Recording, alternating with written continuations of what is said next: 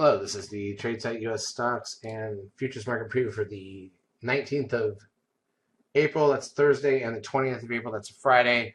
As usual, we don't usually do a market preview for Fridays alone, so this will be it for the week. Hope you had a good trading week. A couple good days. Yesterday was boring. Whatever. It is what it is. Let's look at the ES front month futures contract. This is the daily chart of the broad market and futures form. It's trying to come back up. We're still sitting around the 50% retracement of the drop that we saw in January, late January, and so we'll see what we get. Here's a look at, in terms of economic data, let's cover this first, even though it's not on the screen. For Friday, we've got the Philly Fed at 8:30, unemployment claims. It's the weekly initial and continuing jobless claims at 8:30. CB leading index at 10, natty gas, that's the weekly number at 10:30. And on Friday, almost nothing to speak of, and we have no options expiration. Actually, do we? Hold on. Oh, wow, this is actually options expiration. Sorry, my bad. So we're in the middle of earnings season, plus this is options expiration week in April. It's not a triple expiration, but it's a single expiration, which means Friday will probably be light. I actually wasn't paying attention to that. Did we get an options expiration move? No, we did not on Wednesday, but it's a single expiration. So let's go through the major daily charts, then we'll look at the intraday action.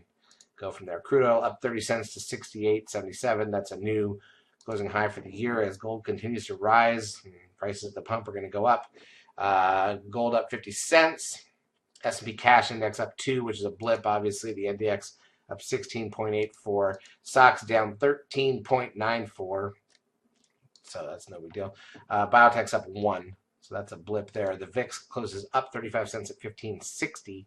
Trend at 0.82. Takes the 10-day moving average to 1.09 because we still have that one number up above 3. When that drops off, by the way, 1, 2, 3, 4, 5, 6, 7, 8, 9, 10. So that drops off in the next 2 days. When that drops off, that 10-day moving average could actually drop really quick. And remember, anything under a 0.85 on that is a sell signal for the market.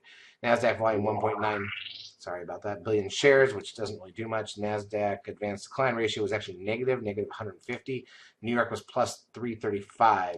Google loses 397 in the end. It was sold off late. Apple down 40 cents. Netflix down $1.54, but near closing highs. Amazon up 24.01. Good for Amazon. Tesla up 5.66, but still nowhere near closing highs. TLT, the 20-year bond ETF, closes down 97 cents, and the Goldman Sachs loses 36 cents. All right, intraday action. Look at that. What a flat day. Two flat. If you ignore, so Tuesday, what you really have to look at is Tuesday we gapped up big. We pushed higher for about an hour, and then since then we've been in about a 15-point range on the ES, which is really, really, really uneventful. If you look at the NASDAQ side, it's not much better. So there's not been a lot of action since that point. We made money on Tuesday, and it is what it is. All right. Where do we go from here? Well, in terms of economic data, like I said, not a lot left. The week is about to wrap up. I don't know. We got the options expiration on Friday. We didn't really get an unraveling move, but this is single expiration, so you don't have to.